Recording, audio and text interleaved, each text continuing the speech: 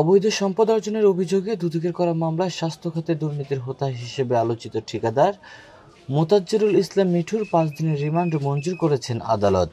আজ বৃহস্পতিবার 28 সেপ্টেম্বর ঢাকার মেট্রোপলিটন সিনিয়র স্পেশাল জজ মোহাম্মদ সাব্বির ফয়েজ তার রিমান্ড মঞ্জুর করেন। এদিন কারাগার থেকে তাকে আদালতে হাজির করা হয়।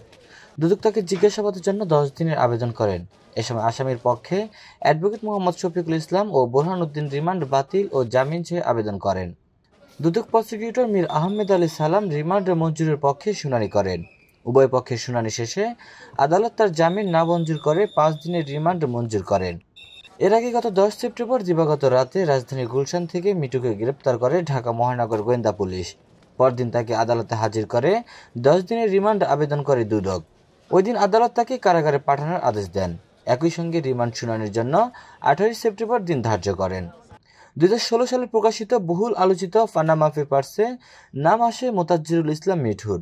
অভিযোগ রয়েছে তার মালিকানাধীন ঠিকাদারি প্রতিষ্ঠানগুলোর মাধ্যমে বিভিন্ন মালামাল সরবরাহ ও উন্নয়ন কাজের নামে প্রভাব খাটিয়ে তিনি বিপুল অর্থ আত্মসাৎ করেন।